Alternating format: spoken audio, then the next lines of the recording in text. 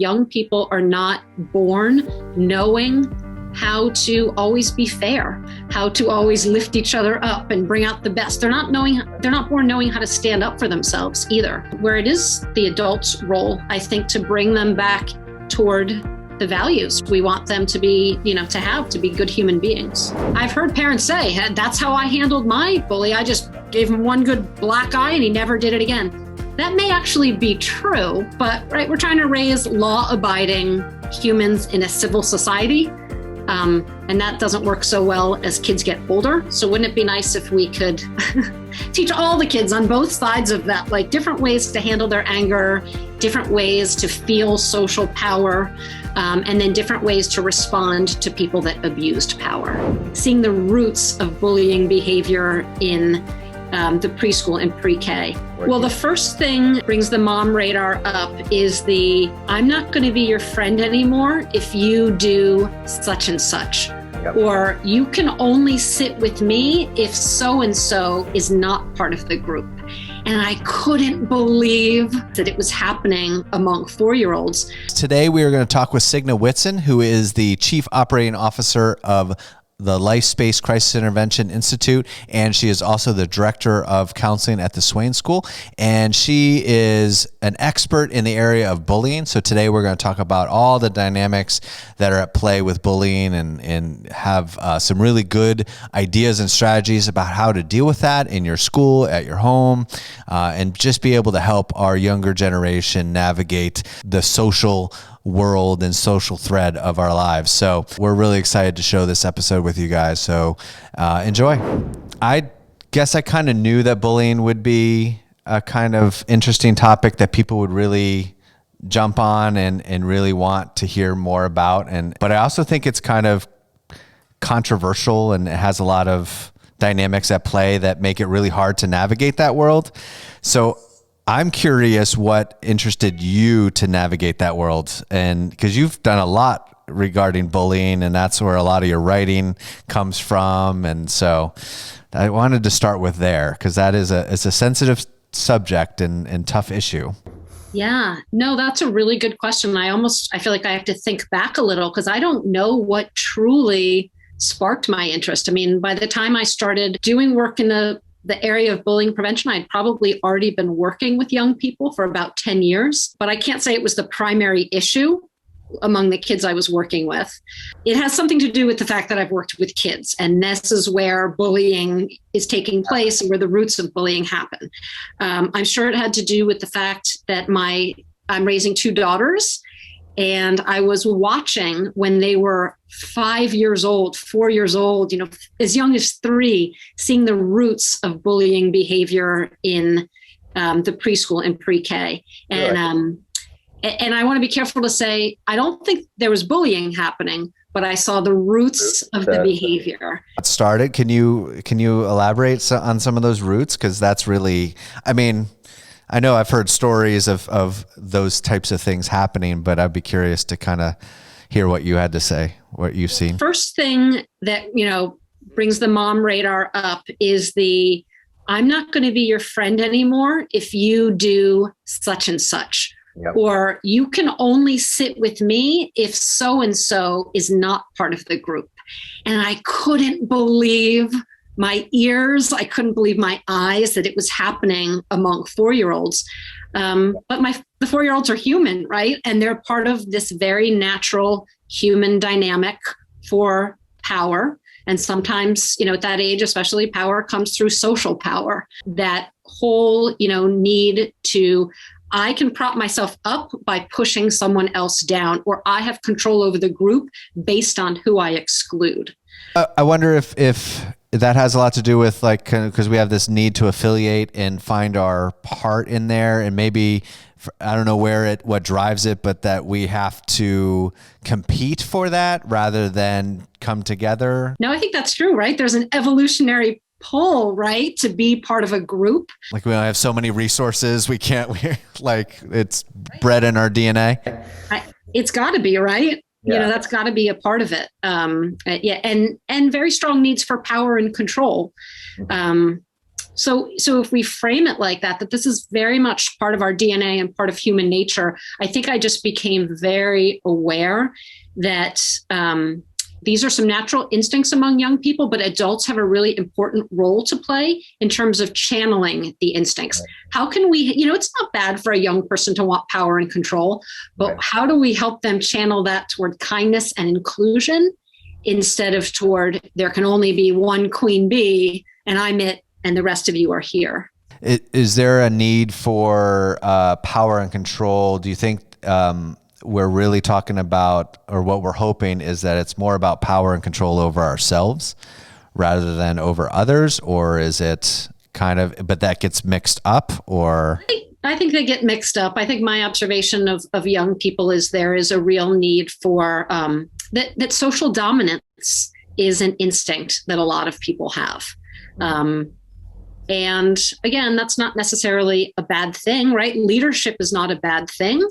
A young people, and we don't want to crush it out of them by, telling them everything is bad. But I think, we have a great role to play in things like, inclusion and, this idea of collaboration and cooperation, instead of these competitive instincts at that very young age. Even things like, you can't sit with me because only the kids with blonde hair can sit here, right? Like that's a pretty innocent thing. When they're trying to do something maybe fun or and they're trying to find bonds and affiliations, right? And it's very innocent, but there's a fairly straight line between that kind of exclusivity in young people and like non-tolerance for diversity later. So I just think there's so many things that we can do when kids are very young. A building of social skills, a building of values, toward where we want them to be socially as they're older.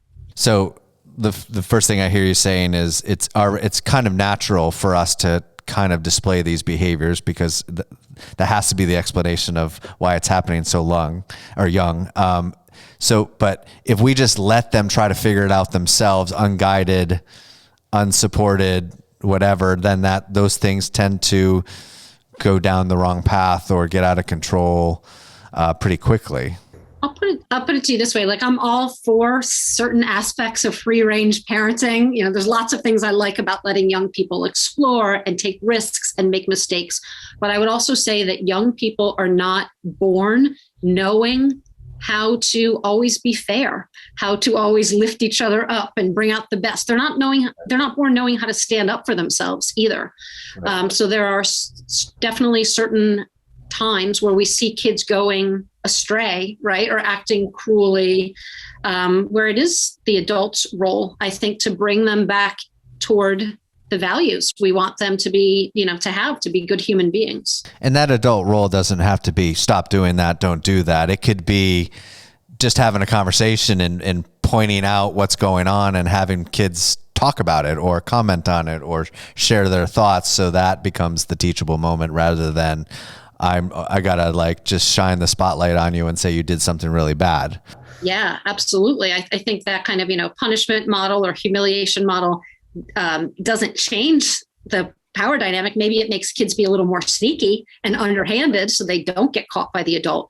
But I agree with what you just said 1,000%. I think the adult's role is in having a connection with the child, a trusting relationship, and using them all as teachable moments, teaching kids about friendship skills and assertiveness and kindness and compassion and empathy. That's how we get past bullying. That's how we raise kids where bullying isn't even an option, right? It's not even a direction that they would go in the first place. Yeah, no, absolutely. And I wonder, the thing that strikes me is the emphasis on what's important when we're teaching kids that are so young. So like my preschool daughter doesn't come home with things about compassion and kindness, and they come back with letters and numbers and that's fine and all, but trying to find opportunities to do social emotional learning seems like a really big challenge for schools, and because we have maybe priorities that are not around those things. And then we're in reactive mode the rest of our upbringing. Right. So there's all kinds of I understand there's all kinds of pressure on schools from a very young age, to meet these standardized testing and to meet benchmarks. And there's so many different assessments. But there's also abundant evidence and studies out there that says that what makes for a successful adult, and by successful, I don't necessarily mean wealthy, but I do mean, comfortable financially, they can keep a job, they're happy with their relationships, that sort of life satisfaction, that is not correlated with grades in school. There's right. No correlations between when you learn to read or your third grade number sense. All of that life satisfaction or life success is correlated with social emotional abilities. Right. So that research is a great case for schools making sure that the social emotional curriculum is woven in. I understand there's not always, time to add an extra special in the day, but it can be woven into how teachers intervene when they hear kids using unkind words. It can be, how teachers structure small group activities so that people are kind and they're collaborative. And, when there's conflict, which is normal, kids aren't shamed for having a conflict, but they're coached through how to disagree without arguing and how to be respectful to others that they're having a conflict with. I always talk to teachers because we do a lot of training for teachers in schools and stuff like that, if you think about preschool and kindergarten, what do teachers do a lot but read books? Well, why not choose books that emphasize those concepts and those needs and things like that, so you can have those conversations while exposing them to letters and numbers and things like that. And there's one book that my daughter I read to her. It's like the way I feel, which is like just all the different emotions. I mean, she brings it with her everywhere. I mean, they like naturally crave that. It's like what's interesting for a kid, what they find engaging and interesting and important. Yeah. I was working with a second grade student today, and I pulled out one of my books called Worry Says What, which I wish I could think of the author off the top of my head because right. I use this with kids all the time.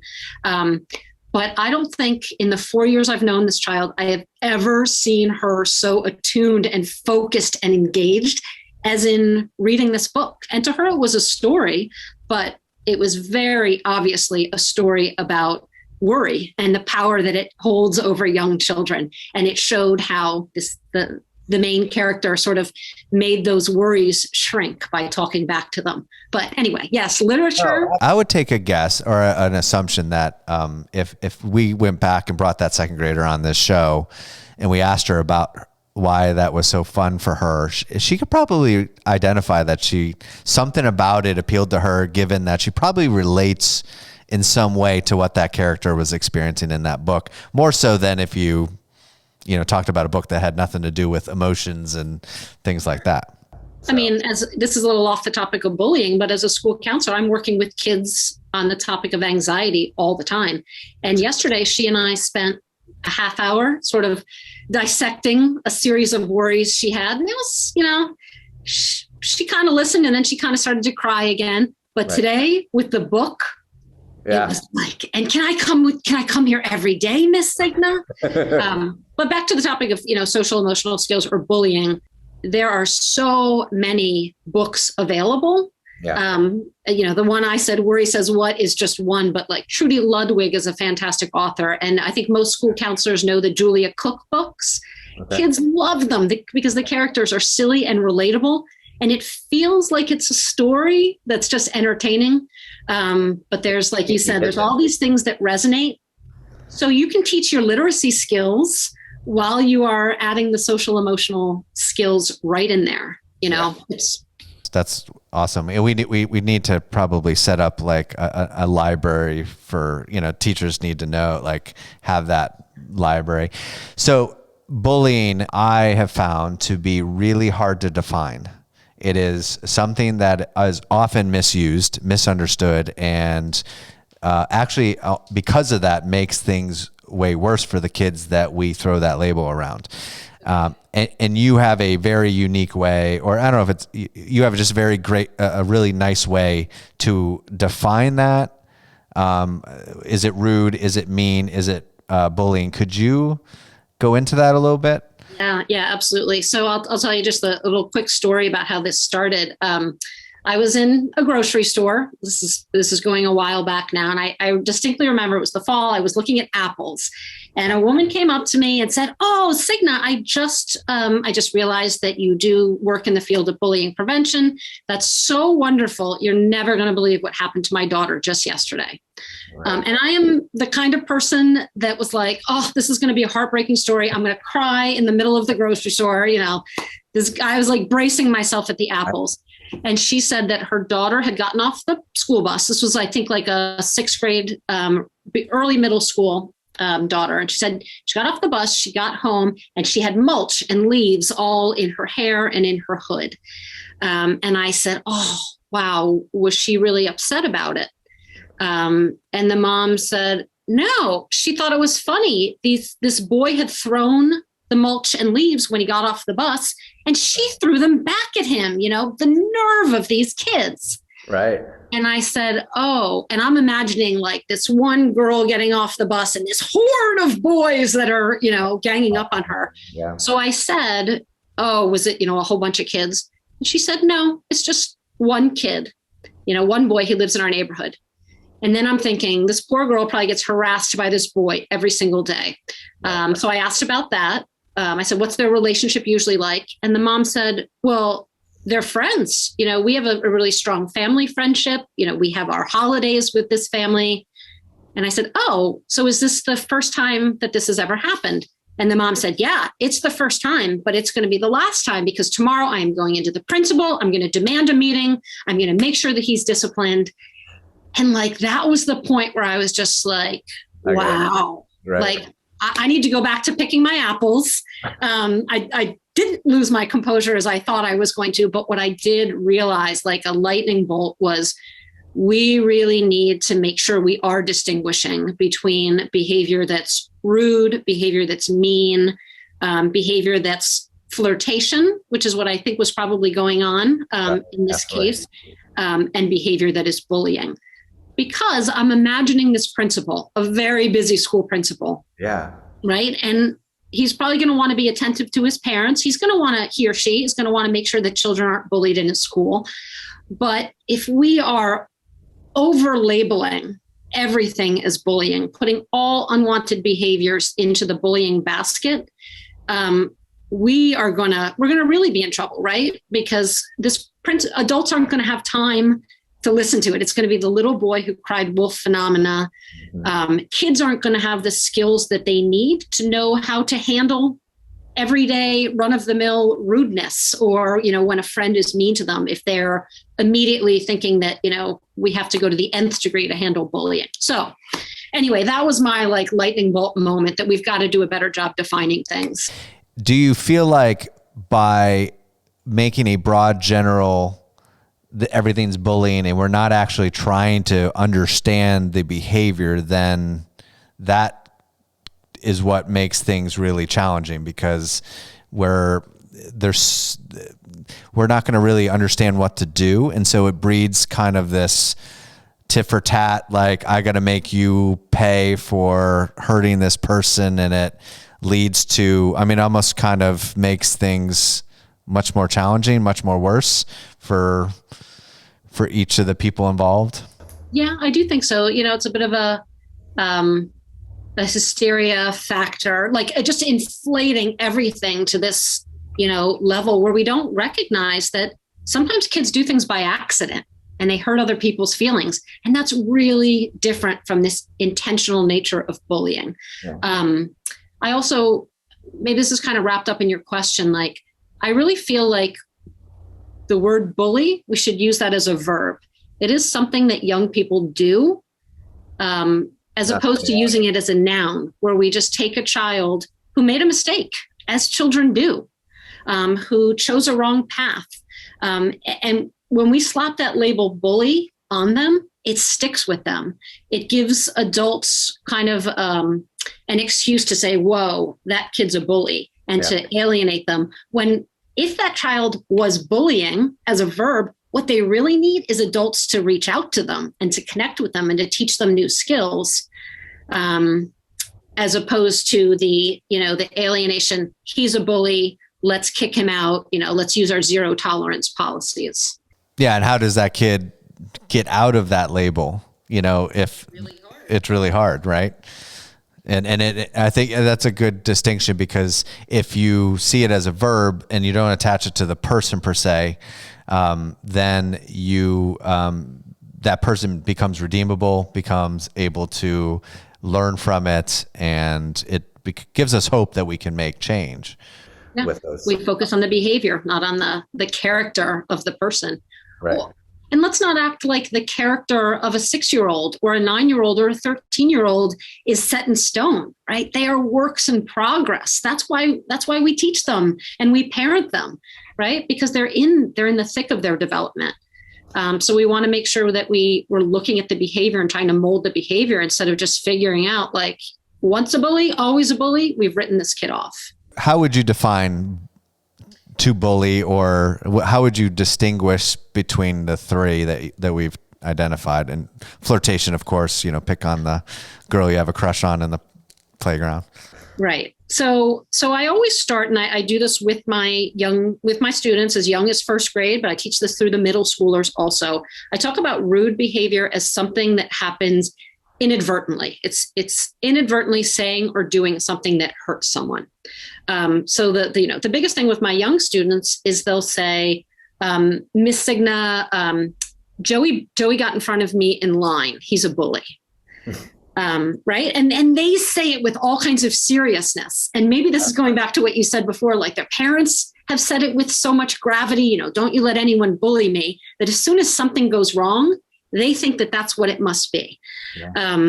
So I always like to take a child seriously and meet them where they are with their concern, but I'll try to ask a few questions. And a lot of times, Joey butted in front of me. He's a bully. Turns out, well, Joey's the line leader. Or Joey was going to stop in the bathroom on the way to, your music special. And so the teacher asked him to go to the front of the line. Right. Or maybe, Joey butted in front of you because the teacher had to separate him from somebody else who was being mean to him. And she put him at the line. Like, usually there's so many explanations. Did Joey butt in line? Yes. Right. Did the other child not like it? True. But let's think of this let's look through a different lens. Let's not jump to the nuclear option that he is a bully, right? Right. And I try to just help kids work through all different examples of things that are, yes, it hurt them. Yes, they didn't like it, but it was unintentional. And that's rude behavior. And then give kids a set of skills for how to handle when someone does something that they don't like. Usual basic verbal assertiveness skills for saying, oh, I was standing here, or, whatever it would be. Right. So they can handle that situation independently and with some dignity. And if it's a rude situation, maybe they don't even need to get an adult involved at all. That's what I want to do, even with my youngest kids, give them these skills that they can handle conflicts on their own. And there's elements that they are, when they bring it to your attention, I mean, although it doesn't maybe sometimes seem that way, they don't know how to deal with it. That's why they bring it to us. Like if they knew how to deal with it, we wouldn't even know about these things. Absolutely.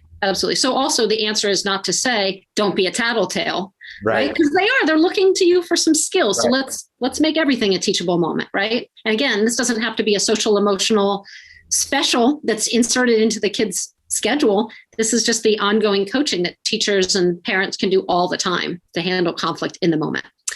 So mean behavior, I like to help kids understand is distinguished from rude, because mean behavior is something that happens on purpose. This wasn't stepping on a child's foot by accident. This wasn't butting in line for a reason. This was, I called you a loser. I told you suck at soccer. I told you were the worst goalie. I told you I wouldn't be your friend anymore. The thing is, usually with mean behavior, I think what research finds is that it happens with kids that actually have some sort of a friendship or a relationship or some kind of bond, but they're upset at each other in the moment, right? The game didn't go well. They're looking for someone to blame. They're upset at their friend. They tell the friend they can't sit there. But the idea is a child chose this behavior, but they chose it once or twice based on angry feelings. This is not a pattern of behavior that's happening over and over again. And there's elements of dysregulation. Does that distinguish, or can somebody who bullies be a result of dysregulation as well? But it's different. Is there any distinction in there, or is that kind of, I lost my cool and then I tried to get back at the person that I upset me, and so that's where mean comes in? Yeah, I mean, that's dysregulation right there, right? If they lose their cool. I think with rudeness, we'd say no dysregulation there. With meanness, it's dysregulation, I'm angry right now. I'm frustrated right now, but it's short-lived, right? I think with bullying, the dysregulation piece is an interesting question. Yeah. With bullying, I would say that the three things that define it and maybe differentiate it from rude and mean are that the child did it on purpose. This was not an accident. There's a pattern to it. So this is not just once or twice because they were mad at someone. This is happening over and over and over. That's why I wanted to know with the girl that got off the bus, is the boy throwing mulch at her every day, or was this a one-time thing? And then the other P is power. Usually with bullying, there's an imbalance of power. Okay. And that could mean that the child who bullies is taller, older, faster, stronger, smarter, more popular. Or it could be, and this is what happens a lot in schools, is that it's an imbalance of social power. So kids are no longer like, I'm the bully, you're the victim. It's me and all of my friends are going to make sure that we laugh every time you walk by, and we push you, and we take things from your backpack, and, we do all of these things. Able to influence the people around us to join in and be a part of that. Social power and social capital, right? So I can leave you feeling isolated and alone. And again, this is the social dominance piece, right? I get my power by all the people that are on my side. And so the dysregulation with that, I mean, the interesting thing is that some kids who bully, they abuse their physical power. They do this over and over again. They're doing it on purpose. Sometimes that's an element of dysregulation. But I think what we see more and more, especially with relational aggression, kind of that social bullying, is that there's no dysregulation, right? The kids feel very justified in what they're doing. They know they want power, and they know how to get it. So it's a much more calm, premeditated choice as opposed to an angry reaction. More goal directed, like I'm trying to accomplish a particular thing, yeah. Okay. The reason I want to distinguish between rude, mean, and bullying for kids is so they know what to handle by themselves. And I really like to equip them with skills to handle rudeness and meanness on their own, to at least try.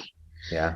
Because those are important life skills. But I also like kids to know, look, if you have a person that is doing this to you over and over, you've asked them to stop. They know you don't like us, and they keep doing it anyway.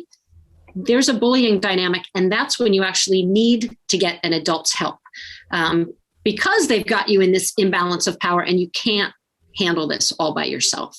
And one of my friends, Eric, he said, one thing I've noticed, he's a youth pastor, and he talks to a lot of parents about things, and they're always unsure of when they should intervene for their child. And he's heard a variety of questions like, do I call the school, or would that just embarrass my kid and make things worse? Or if I get involved, will my children not learn how to stand up for themselves? Oh, I love that question. Yeah.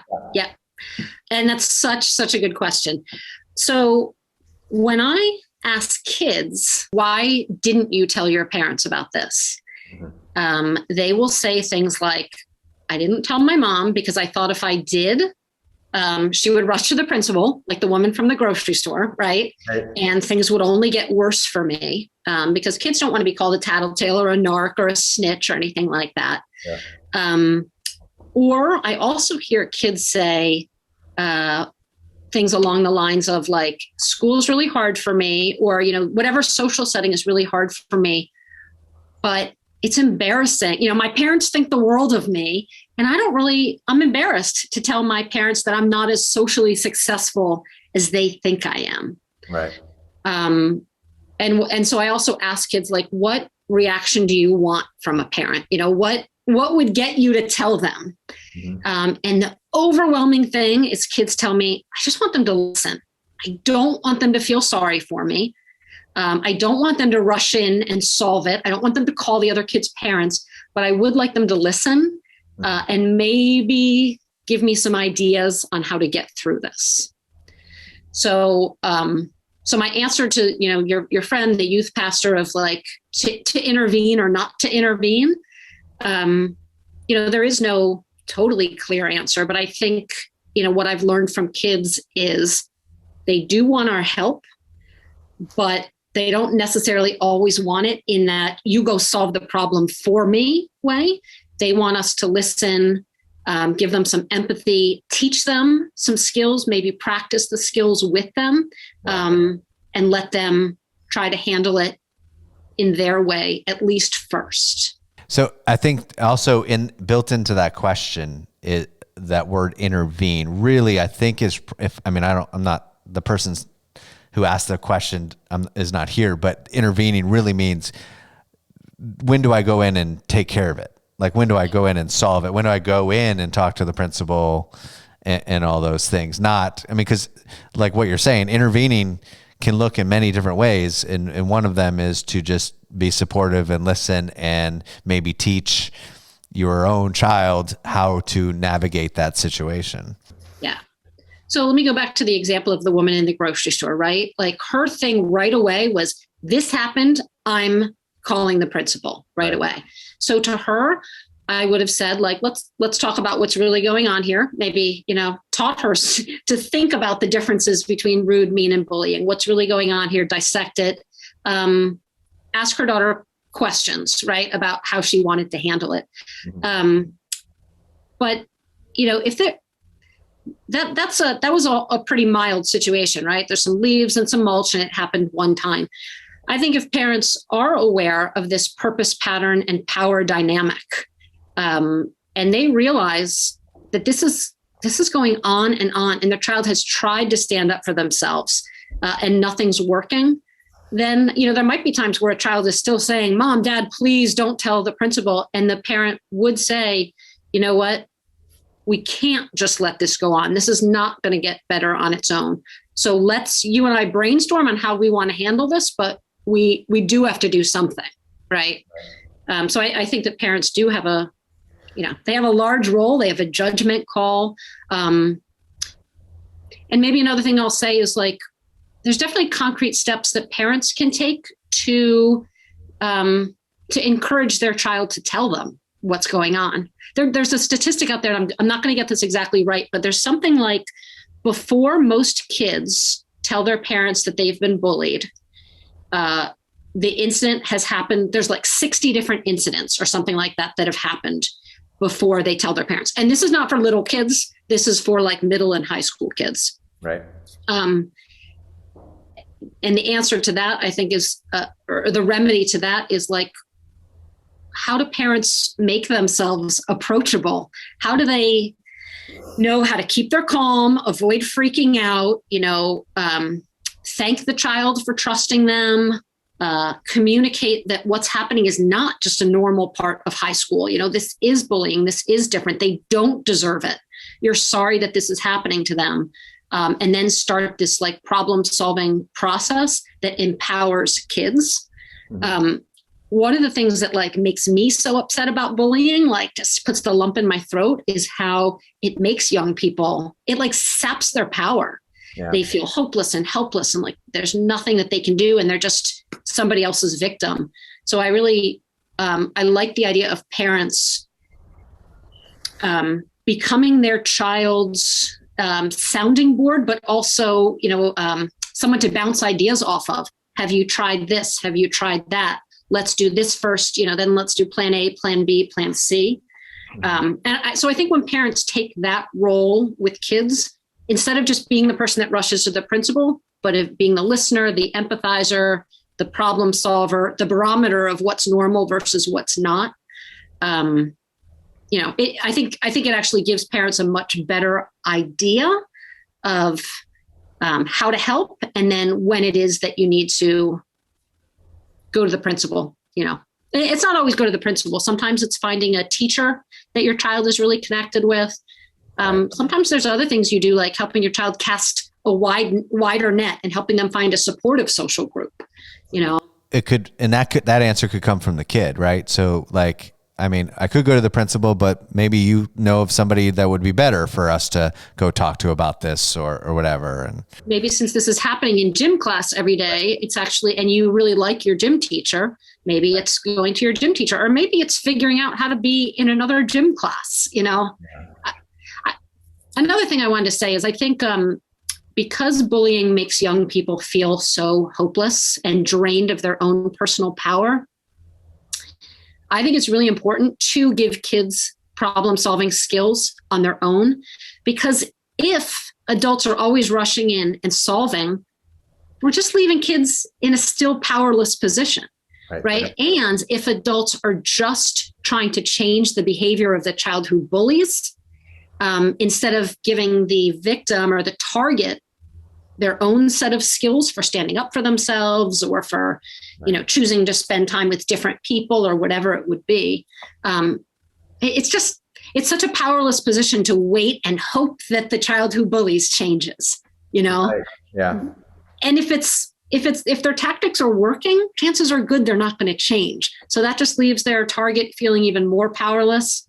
So I feel strongly about the idea of empowering the young person who's on the receiving end of the bullying with skills, with connections to helping adults, with supportive friendships, with whatever we can do to give them their power back. Our actions can make it worse, and it can navigate. I mean, it'll make it really hard for that. I mean, for that boy or girl to, go back into that, they're not going to want to go to school. I mean, it just kind of like snowballs everything because, you have this intense anxiety about every time I'm near that person or around that person. If we don't learn to solve these conflicts and issues and situations in a way that empowers our children, then we get all these unintended consequences and other things start to falter and struggle. Yeah. Yeah. And problem solving and conflict resolution are life skills, right? Like back to what makes for a successful adult, someone that knows how to problem solve and, resolve disagreements and stand up for themselves. It's really important.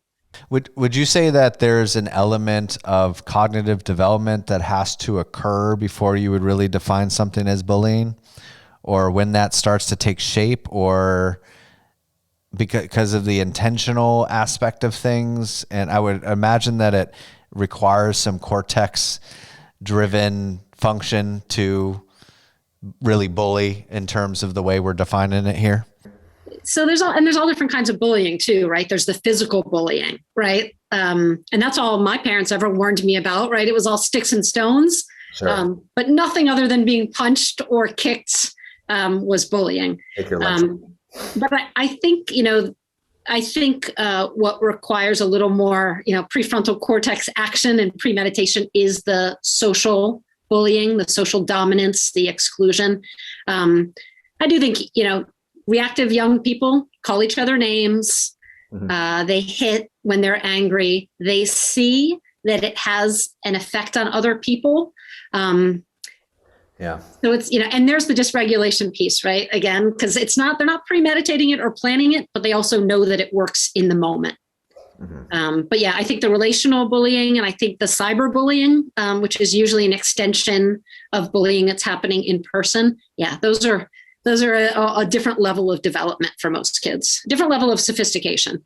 Well, and early on in my career, and I would imagine early on in your career, we didn't have to worry about the cyber aspect of things, the phone bullying, the internet bullying and all that. So there's elements of teaching healthy use of internet and phone, and that is required, I think. Absolutely.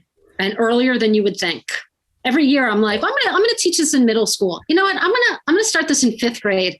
This year, I'm like, we need to start this in 4th grade. Absolutely. Oh, yeah. I think I think it was 4th grade when we had a friend at dinner, my daughter's friend, and when she was in 4th grade, and she had full functioning data phone, and I'm like, who do you call? Like, because there can't be that many people that have a full functioning They don't call anyone, Doug. Right. They don't call anyone. It blew my mind. So, but yeah. So thoughts on how to, or what are ways to help people stand up for themselves? Because I guess cultural approach would be sock them in the nose, punch, fight back, be physical, show them you can't be messed with, that type of thing. And that's not what we want to see the world, that we fight power with power. We just kind of that's still another element of asserting dominance, and that's not helpful. And we don't live in an eye for an eye type of world. I was going to say you'd be surprised, but you probably wouldn't be surprised how often I hear parents insisting that and telling their kids that's how to get rid of a bullying problem. The issue is, like, we want to raise good humans and good citizens, right? And, I've heard parents say, that's how I handled my bully. I just gave him one good black eye and he never did it again. That may actually be true. But right, we're trying to raise law-abiding humans in a civil society. And that doesn't work so well as kids get older. So wouldn't it be nice if we could teach all the kids on both sides of that, like different ways to handle their anger, different ways to feel social power, and then different ways to respond to people that abused power. I could get into all kinds of specifics, but it might be sort of too pedantic in me teaching specific skills. But I think, what are some of the key elements to standing up for yourself, or what we want to consider for that? I think the biggest thing kids need is, I think kids need to understand their voice and how to use it. So that's like specific things with wording to stand up for themselves, how to stand up without sinking to someone else's level. So if someone says something you don't like, you don't have to call them a name back. You could just, first of all, you could choose to say nothing and walk away and show them that it's not bothering you at all. And I don't mean, that old advice, just ignore the bully, they'll go away. Right. Bullies don't usually go away if they're ignored. Bullies just grow and grow and grow if they're not stood up to. But when kids wear their emotions on their sleeves, when they let an unkind kid know that their words were devastating, that empowers them. So real good advice for kids is walk away in the moment. Don't show emotion. It's okay then if you want to vent to your friend, show an adult how upset you are. But in the moment, it's a little bit of masking your reaction, right? Keeping control of your own emotions so the person doesn't see that they've gotten a rise out of you. And then using words to stand up for yourself in a strong way without putting the other person down. But it's also body language that portrays confidence, it's tone of voice,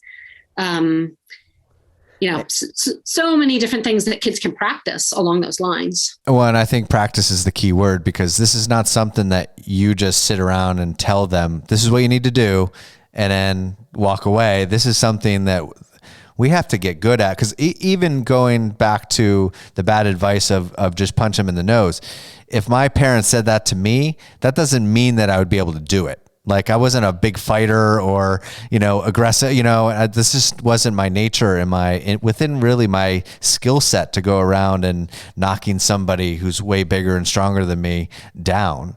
But I think it's the same element with our social skills, like being able to just say, you just need to act like it doesn't bother you, probably requires some instruction on what that looks like, how to do that, how to separate yourself from the words, because I think sometimes the power in somebody who bullies is they typically zero in on something we're already upset about, or we don't like about ourselves, or we're struggling with anyways. And so those are things that require some teaching, I would imagine. Practice coaching. Yeah, I'm so glad you say that, because telling a reactive, emotional child, don't react, is like, telling me that I should be taller. You can't tell, but I'm 5'2", right? Like, right. It's not possible, but it's not possible just by telling them to do that, but coaching and practicing and real life role play, and doing this with groups of students. Or like, I love recess and free play for kids, especially in a school setting that is unstructured. But that doesn't mean that adults can't be there in a moment of conflict. At my school, it's the Gaga pit. Like, all fights happen in the Gaga pit. But I don't like the idea of throwing someone out of the Gaga pit. I just like the idea of coaching them in the moment on the way that trash talk didn't work, or how to show sportsmanship, or, whatever it is.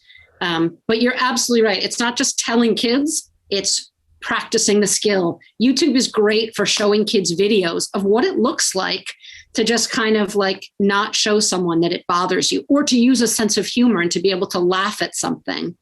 The way I've always like latched on to is kind of, I don't know, that using humor, or kind of just, giving some type of engagement, but in a way that is like, okay, whatever, if that's really how you want to have this conversation, In my my 8 Keys to End Bullying book, there's a whole activity that's laid out with different, like, preparing kids with comebacks when other people say cruel, unkind things, right? Because it's really hard in the moment to think of something good to say. I'm the queen of like 10 minutes later, I should have said this, right? But if you can give kids, brainstorm with kids a few stock answers, and if I come up with, 5 for a student, they might think 4 of them are really lame, but one of them, they might be like, oh yeah, I could say that. So it's, letting them try that comeback on for size, how it feels, but then they've got this pre-plan in their head for what to say when someone's mean to them. So they don't have to be like the deer in headlights that, is looking for the snappy comeback. Right. And we know that, the more we rehearse it, the more we're going to access it in the moment, if we can kind of create that experience a little bit, so that they can know when to use it and how it's going to happen. And it gives kids more confidence to go into a situation, instead of saying, no way, I'm not going to school today because I know so-and-so is going to be there, or no way, I don't want to play soccer anymore, even though it's my favorite sport. Right. There's this really mean kid on the team, so I'm going to quit. It gives kids confidence if they've got a few stock things to say and do. So one of the things that we typically always focus on is the person being bullied, in a sense. Like, we're going to really layer all the support on the person being bullied, but there's still the person who is the bully that is, this isn't some happy-go-lucky person who's bullying. There's something going on with that kid that needs support and help to reframe the way they live their life and function when they're dealing with whatever's in their life. Yeah. Yeah. So back to my thing about, like, let's take away the word bully as a noun, right? Let's not characterize kids that way. And I know you and I both have this mental health background, right? So we know that hurt people hurt people. Love that quote. Nobody wakes up in the morning and, just thinks of all the people they can terrorize. Well, maybe some people do, but, that's not.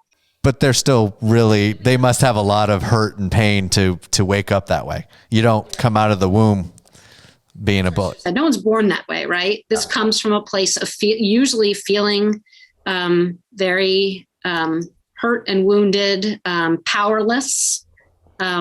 Bullied in maybe another environment themselves. They've been bullied by maybe a parent or an older brother or neighborhood. 1,000%. I see that all the time. Kids learn behaviors in one setting when they're on the receiving end, and they take it to a different setting and sort of try out the social dominance piece there. So, that's my other big piece of advice for teachers in a school setting or any sort of youth workers is, we're naturally empathic people. Our hearts go out to a young person who's on the receiving end of cruelty, as it should. But remember that the young person with all those,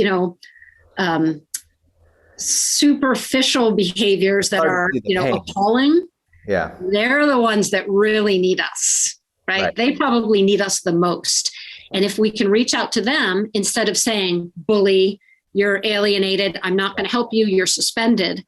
If we can reach out and help them be connected, that's where the power is in making a difference. Do you find oftentimes that they maybe came in with more pain to be in the beginning, like to begin with, and then, obviously the person who's on the receiving end certainly gains a lot of pain, but that bully comes in with dealing with a lot of pain and maybe takes it on somebody that they see as being happy and doing well or functioning or not upset and not experiencing the pain that kid experiences.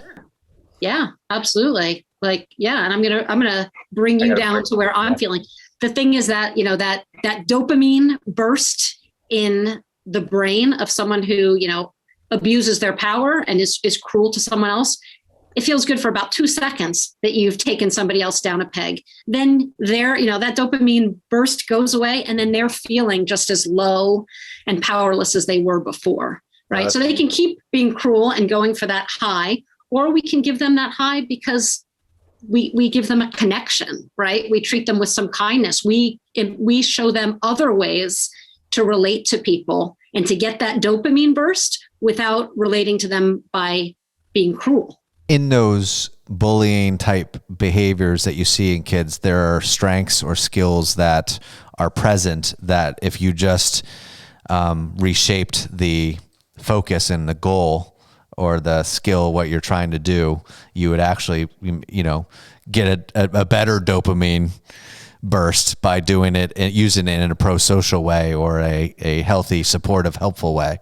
Yes. Can we think of that, manipulative bully as, someone that is very persuasive, and if we could only harness that power for good, there's the leadership skills, there's so many ways to make sure that we understand kids as a work in progress, as opposed to done deal. There's nothing we can do about them. Development, right? Yeah. So there is another question, and it really, because there is a third person in this scenario most of the time, and that's the bystander. And so one of the questions is one of our staff who works in a school district and gets this a lot. His name is Dakota. We love Dakota. And he has a great question. He says that the students often ask him, if I stand up for someone being bullied, does that make me the center of attack? Will that draw the bully's wrath onto me and make it worse? And my instinct is that it could. And so then there's elements of, okay, how can I help you in those situations? But what are your thoughts about that person's question if a student asked you that question? I just think it's such a good point, and such a good understanding of kids. A lot of times adults, we give kids these pat messages, things like ignore them, or, all this advice that maybe there's a grain there, but it's not enough, or we have to spell out what that looks like. But the thing we say to other kids is, well, stand up for your friend if someone is being mean to them. But we don't tell them what that exactly should sound like. Mm-hmm. And we don't have an honest conversation with them about the fact that if you stand up for someone in the moment, you're right. The bully may turn on you, the child who bullied may turn on you. That is realistic. So, we would have to go a step further. And if the person turns their wrath and their cruelty onto you, this is what you can do. Right. And there's also a ton of ways to stand up for someone that doesn't have to be in the heat of the moment.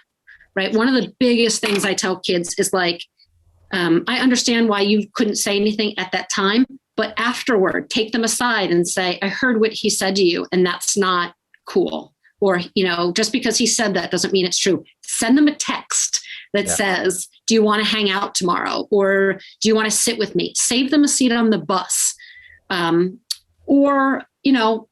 things that you can do to stand up for someone before the cruelty actually even happened or happens. So sometimes it's every day, somebody in science class is going to make life really miserable for someone. So before you even go into the room, walk into the room with the person so they have there's strength in numbers. Encourage them, prop them up. That same approach could go to the bully of after and saying, man, you really were kind of harsh on him. What's up? Are you okay? Especially if someone feels confident enough to be able to have those conversations, you could also intervene there and maybe transform the bully into somebody who can, do well and help. Kids tend to bully in front of other kids. I think we said before, it's not usually this one-to-one dynamic anymore. It's either online where they have an infinite audience of people who are reading the post or seeing the picture, or if it's in person, there's almost always other people around. That's how a cruel person, derives their social powers from the reactions of other people. So I always tell kids, even if in the moment you don't feel like you can say anything, you can not laugh. Sure. You can walk away. You can be the person that's like, hey guys, we got to get to class, right. Or, you can make a joke. There's a million things that you can do to just break the tension, change the subject, help the person get out of that situation. Or like I said, not laugh. So you're not feeding that, social power that a child who's bullying is trying to get from his peers. So all of the above, right? But that's what we can't just tell kids, stand up for your friend. We've got to tell them how and practice and make it really practical for them. So I got a question, and this is kind of leaning as we close up today, leaning towards the school's approach, and question, do posters work? Oh my gosh. I love that you asked that question. So I'm a speaker that schools hire, right? They bring me and I do the assembly, or I talk with groups of kids. I teach teachers. But I always implore people, please do not let this be the one day a year that you address bullying. Right. And please don't think that just because you put up that poster that says bully and has a line through it, that it's going to stop bullying. I'm glad you have. And I'm glad you gave me the opportunity to speak to your teachers and kids and hopefully give them some ideas. But it's not enough. It's got to be like bullying in that it's happening all the time, right? It's infused, not the unkindness is happening all the time, but these cultures of kindness that we are building, talking about being upstanders and what that means, talking about what kindness is and how to disagree respectfully. All of these things have to be a conversation that is happening all the time. So, do I like posters? Sure. I don't think they hurt, but are they enough? Absolutely not. Right. And neither is the one time a year speaker. It's got to be something that is an ongoing conversation, an ongoing focus area. Right. And I think elements of not necessarily always, it's not even just about talking about bullying, but just about the culture that you want to create in your community, in your school. And yeah, when I go to schools, I usually try to say third grade and below, let's not even call it bullying. Let's talk about friendship. Let's talk about kindness. That's way more important. That's what we're trying to create, Right. What gets talked about gets repeated. So, let's talk about kindness. Right. If we can build the foundation, then the bullying kind of goes away on its own. We don't necessarily, and it's much more rewarding to be on the proactive end than the reactive end. That's so hard. And I know that gets people really overwhelmed and hopeless in those situations. Where you're not always putting out fires and you just really, you're walking around in a school environment where kids treat kids with respect, teachers treat teachers with respect, the dynamic between the teachers and kids, it's all respectful. Wouldn't we all rather be part of that environment? Absolutely. So if listeners want to take a deeper dive into learning more about what they can do, how they can help, how to help their children, what are some of your favorite resources outside of your website that has a lot of articles? And so is it signewhitson.net or .com? I can't remember. .com, yes. But what else? My website's great. Of course, go to that. Look at my books, all that stuff. A lot of my writing is on Psychology Today, and I answer a lot of the questions that we've talked about in terms of what parents can do, what teachers can do, how to be someone that people can talk to about bullying, how to respond effectively, all that. So Psychology Today is a good resource, but if you're looking for outside resources. How about your favorite book that you would want to read, that parents could read to their kids or teachers could read to their students that would maybe get at some of this? So anything by Trudy Ludwig. She has a book called Confessions of a Former Bully. So that's right on the mark there, but All her books are fantastic. My favorite, and one that's been very sort of inspiring to me early on is called My Secret Bully.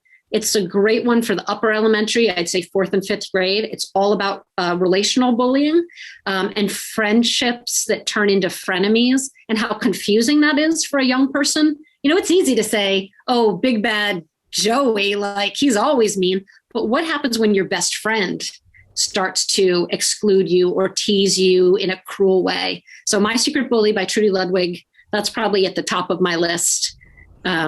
As far as resources for parents. I'm curious because we used this curriculum when I was at my last job and when we were in residential, the Friendship and Other Weapons that you wrote, and we loved it. And the other one was How to Be Angry, which I think are also elements, the things that need to be taught. Are those things that you would agree would say is usable in school settings? Absolutely. Yep. They're designed for school settings. Okay. Yeah. They're designed for school settings. They're written sort of as lesson plans where, a teacher or, any kind of person who's working with groups can just sort of pick up, read the instructions, make sure they have a few materials. It's got the activities, it's got the discussion questions already made. We've adapted them with suggestions for how parents can use them at home, or for how they could be used by a therapist in like a one-on-one setting. But they're definitely originally designed for small groups of kids. One of the things I think I really appreciated about it, I didn't actually, was the letters that went home to parents.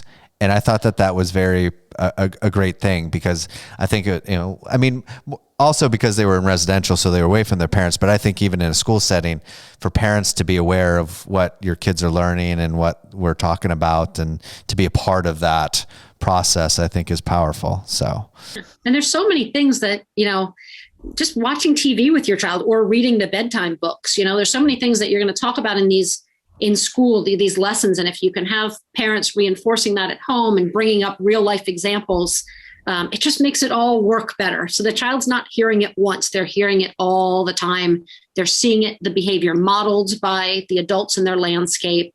They're also, it's great to pick apart with kids when you see something goes wrong.